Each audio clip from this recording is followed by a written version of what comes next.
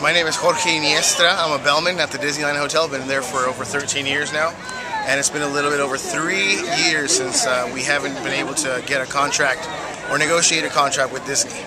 So I'm up here in Los Angeles at today's action to support Wisconsin workers and to counter the attacks that they're getting on behalf of their beloved governor. Yeah, it's all about solidarity. I mean, they might be in Wisconsin, but whatever happens over there affects us over here in California. Has there been any movement at all towards a contract with Disney?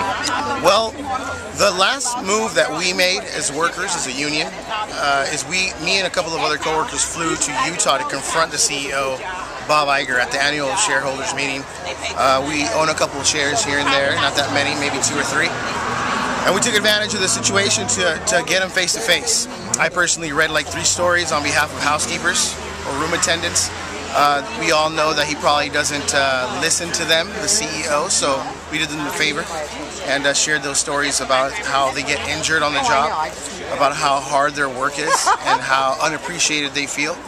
And but before that, they offered a proposal which is basically an insult, and we're preparing a counter as we speak. And we're hoping that these corporate moguls, the CEOs and the executive board of Disney touch their heart, and hopefully they put something on the table that's reasonable, something where we can live with dignity and respect and not need to have 2 or 3 jobs just to get by, leaving our kids at home so they can be raised by who knows who.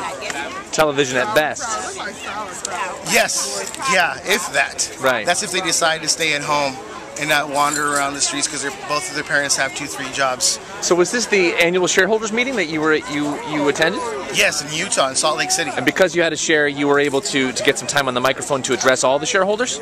Yes, and the great thing about taking this trip is we weren't just addressing the top of Disney management, which is the CEO himself and the executive board and the shareholders that were present, but it also has a live feed across the world through the internet for any of the shareholders that couldn't make it, which are the great majority.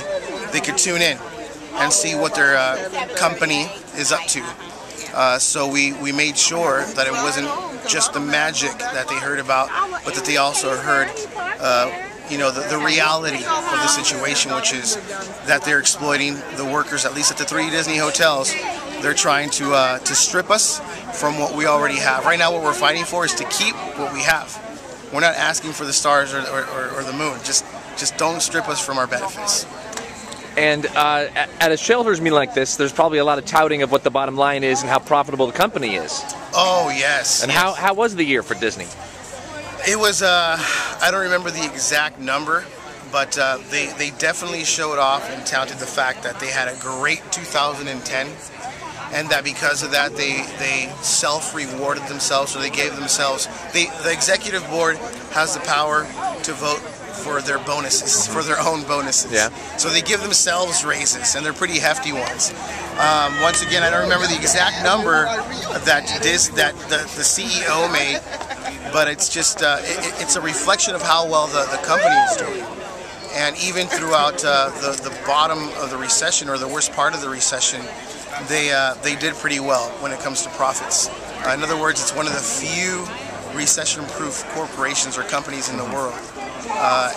But when it comes to the actual workers that make the magic happen, they kind of tend to forget about us, and that's when they do step in and use the recession or the recovery that we're in as an excuse to try to strip us from our benefits. It's ridiculous. And you guys are there to say hell no. Exactly. Kind of like what we're doing here today. You know, Wisconsin workers have been fighting really hard against these politicians that are obviously in the company's pockets. The Koch brothers, I think that's how you pronounce it, K-O-C-H. I like to use another pronunciation, but I really don't know if that's proper. But yeah, it's no secret. It is absolutely no secret that these brothers got Governor Walker elected. Everybody knows that, and now he's following their agenda, which is to, destroy unions, basically, destroy the middle class, and have this country be either made up of extremely rich people or rich people and poor people. And we're not going to accept that. We're just not.